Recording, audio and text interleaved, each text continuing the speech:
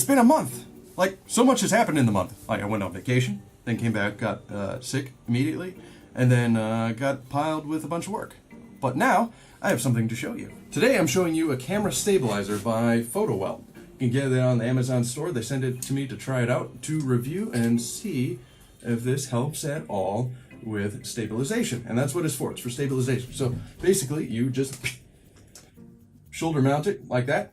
It's like a bazooka. You apply the camera right to the rail here. It has a little tightening thing on here.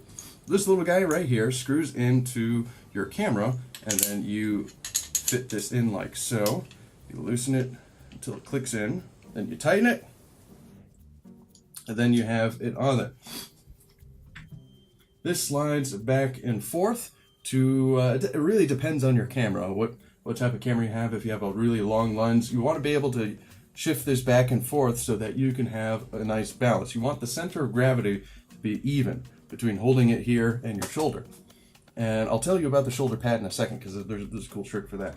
So you center it like that. I would like to have the bars extend a little bit further if possible for taller people like me, but it's okay. It's still manageable like this. This is okay. It just would help if it was like a few inches out further for me, because I'm a lanky boy. So in theory, what this will do, instead of holding your camera out like this, and then there's a lot of shake, which I'll show you in a second, a few examples, you can have it nice and stable here, moving it back and forth. So there's no mechanical stabilizers on here. That's when you hear stabilizers, that's usually what that's supposed to mean. This is just a contraption to help you stabilize. It's a mount, stabilizing mount, shoulder mount, something like that. But it does stabilize the footage due to physics. So the shoulder pad's pretty comfortable. It's very light. Now, what you can do, and what I feel like this really should be for, is put stuff on top of here. I have a system that I'm actually going to be reviewing in a couple of days. So I bought this battery pack. This one's mine. It has an AC outlet in it right here. And then I'm not going to go into too much detail with it, but this is an audio box. Velcro at the bottom, Velcro on the mount. Stick it on like so. Don't let that slide down. This is adjustable too. This slides up and down. And then put it on your shoulder, and now you can have mobile audio.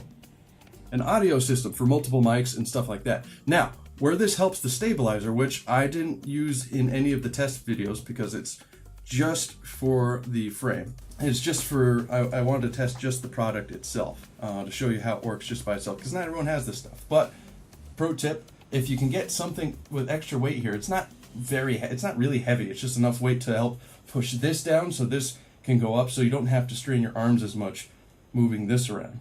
But it's also a nice platform to place things like this on, so that when you're filming things with audio and all kinds of other things like that, maybe you want to power your camera off of this. Who knows? It's nice to have that there instead of trying to find somewhere on your chest or backpack to carry that. So that's what I'm using that for. But again, the test video examples I am about to show you don't have that on my shoulder, because this is a review just for that.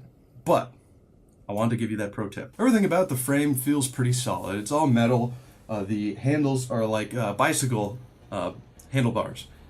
So that's kind of cool. As you can see in the footage, the examples show that it is more stable. It's not like a gimbal where it's going to even out any bumps or anything like that, but it gives you more solid platform to move around in, thus making the footage inherently more stable. You can see the examples where I'm not holding it, not using the frame, not using the shoulder mount, that it's a lot more shaky because my hand is trying to compensate for the weight that it's holding. And it's moving around in different ways, and I don't have the most stable of hands, so I shake.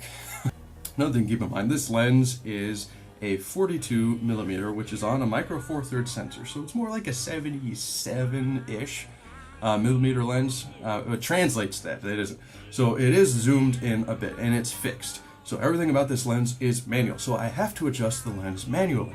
So when I do by hand, it creates a lot more shake because I have to move my hand in a lot more awkward of a position.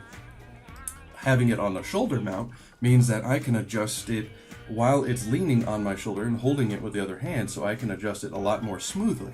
So that is also nice that you can do that as well. So it does improve the camera handling experience a bit. There are some body attachment rigs that have manual features on the handles themselves, but those do cost quite a bit more money. So bottom line, would I recommend it? Well, for video projects, yeah. If you have a tighter budget and you can't afford the expensive stuff, I mean, for $55.99, it's a really good price. And the added bonus of being able to mount things to the shoulder is a big perk, I think. Even though that may not be what's originally intended, I think it's kind of a no-brainer. So, though I don't think it's a perfect system and could have a little bit more length for taller people like me, I do think it is exactly what you pay for and exactly as advertised. So let me know what you think in the comments. If there's something I missed, let me know. I'll try to answer it. I'm a little bit scatterbrained sometimes, and especially because this is the first video I've done in over a month. That's the longest break I think I've had since starting YouTube, so oops, sorry. I'll try not to do that.